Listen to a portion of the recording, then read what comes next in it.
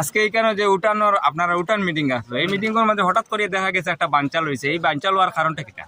বানচাল হওয়ার কারণটা তো জানিয়া না ভাই, আমরা 3-4 দিন থেকে আমরা আর কি খুব কষ্ট করি আজকে বিপিন পড়া এটা এই উদ্দেশ্য নিয়ে আমরা আর কি গ্রামের দেশের পুরা জিপির মানুষ খুব খুশি হয়েছে যে আজকে ইয়ে হইতো ও নাউরি এবং নদীর হবার থেকে কয়েকটা ছেলে আইয়া আমার এই মিটিংয়ের মধ্যে প্রায় 300-350 আমার মা বোন আমার গ্রামে থেকে আইসেন, বিভিন্ন জায়গা থেকেও আইসেন। অর্থাৎ সিআর বিআর বাঙ্গিয়া যেমন তারা অত উশৃঙ্খলা করছে, খেনে করছে ওখানে জানিয়ান না। মা বোন ওগুলো স্যান্ডেল ফ্যান্ডেল ভালাইয়া গেছেন কি, খুব দুঃখ লাগছে জিনিসটা।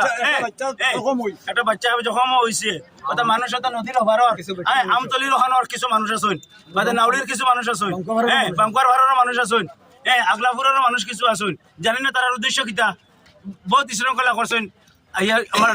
আপনার মিটিংটা নষ্ট করে লিছেন, মা বোন দৌড়িয়ে ভাগিছেন, এত আর কি নোংরা কাজ করছেন তারা আর কিতাব খালকে হিংসা বাধা ওটাও জানিয়ান না। ওটাও আমার আচ্ছা, যারা এই উশৃঙ্খল করছে আপনারা তারা চিনুননি না চিনি না।